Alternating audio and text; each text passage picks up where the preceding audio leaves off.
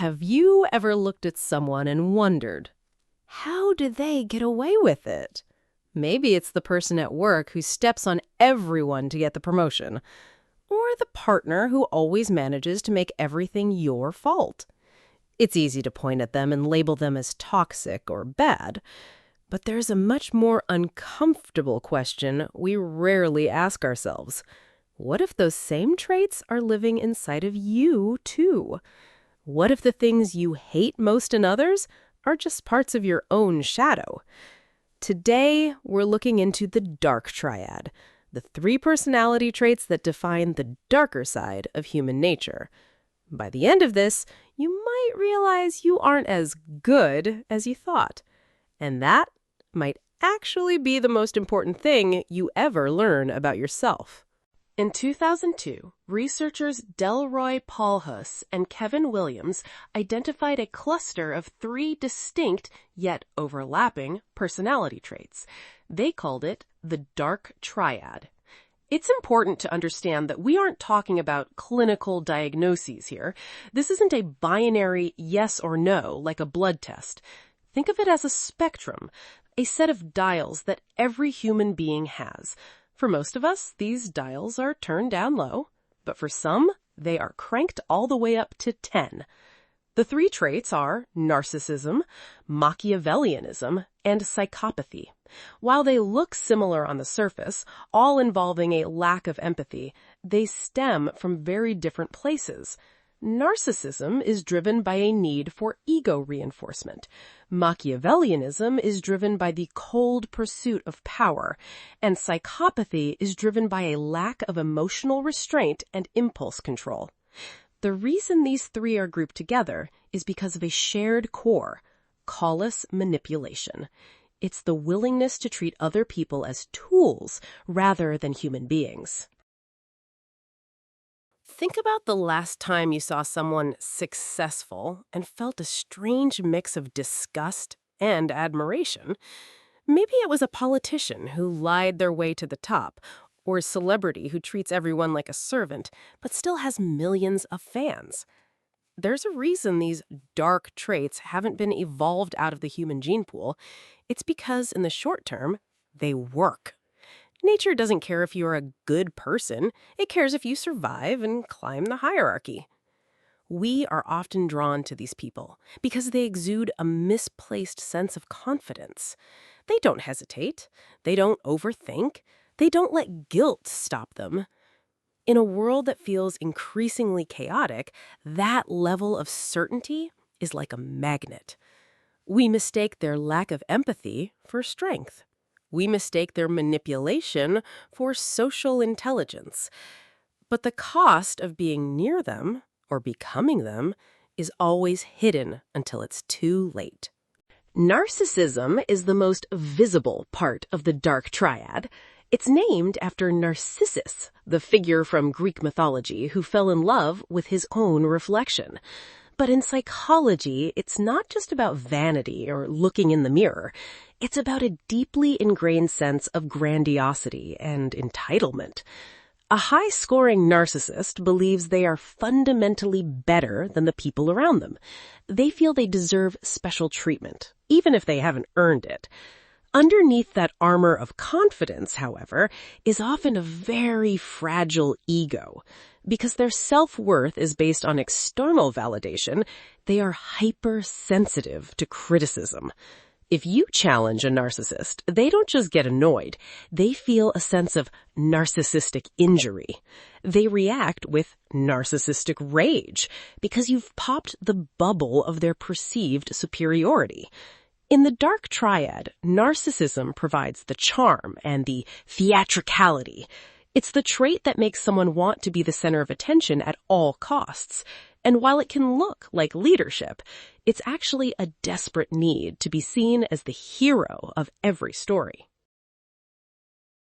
I want you to imagine a man named Julian. Julian is the kind of person who walks into a room and instantly commands it. He's the CEO of a tech startup, and everyone hangs on his every word. He tells stories of his unmatched vision and how he's going to change the world.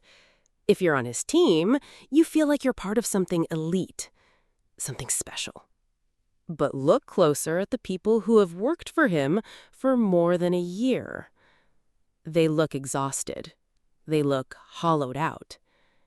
Because Julian doesn't actually care about the product or the mission or the employees. He cares about the feeling of being the smartest person in the room. When a project fails, he finds a scapegoat and fires them in front of the whole office.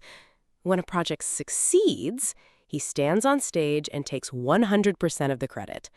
He isn't just ambitious. He's consuming the people around him to fuel his own ego. And the scariest part? Most people would still give anything to be just like him. Named after Niccolò Machiavelli, this trait is the strategic engine of the Dark Triad. If narcissism is about the ego, Machiavellianism is about the win. A high-scoring Mach doesn't care about being loved or even admired. They care about being effective. They view the world as a giant chessboard where everyone else is a pawn. Their core philosophy is simple. The ends justify the means. They are master manipulators because they are emotionally detached. While a narcissist might get angry if you insult them, a Machiavellian will just smile. They'll note your weakness and wait for the perfect moment to use it against you. In psychology, this is known as cynical disregard. They assume everyone else is just as manipulative as they are. Because of this, they never truly trust anyone, and they never let their guard down. They are the architects of corporate backstabbing and long-term social engineering. To them, morality is just a hurdle that weak people use to feel better about losing. Have you ever had a friend who only called when they needed something? At first, you didn't mind. You felt useful, maybe even special. But over time, you started to notice a pattern. They knew exactly which buttons to push to get your help. They knew how to make you feel guilty for saying no. And once they got what they wanted, they vanished into thin air. That feeling in your gut, that cold, sinking realization, is what it feels like to be used. For a Machiavellian, this isn't a moral failing. It's just how the game is played. But there is a hidden cost to this kind of strategy. When you view every relationship as a transaction, you lose the ability to connect. You might win the promotion, or the argument, or the deal, but you'll eventually find yourself standing at the top of a mountain entirely alone. Because you can't win at love, and you can't optimize a soul. Psychopathy is often the most misunderstood of the three traits. When we hear the word, we think of movie villains or serial killers, but in the Dark Triad, subclinical psychopathy looks very different. It's characterized by two main things: low empathy and high impulsivity. A person high in this trait doesn't necessarily want to hurt you, they just don't care if they do. They lack the emotional brakes that most of us have. When you see someone crying, your brain's mirror neurons fire, and you feel a twinge of their pain. For someone with high psychopathy, those neurons stay quiet. They can look at a person in distress with the same emotional detachment you might feel looking at a rock. This leads to fearless dominance. They aren't afraid of social rejection, they aren't afraid of physical danger, and they aren't afraid of the law. They live entirely in the now, chasing the next hit of dopamine without a second thought for the consequences. It is the purest form of cold-heartedness in the triad. Now, I want you to take a breath and be honest with yourself. Have you ever felt a surge of pride when someone complimented you, even if you knew you didn't deserve it? Have you ever told a calculated lie to get out of a difficult conversation? Or maybe you've watched someone fail and felt a tiny, hidden spark of satisfaction.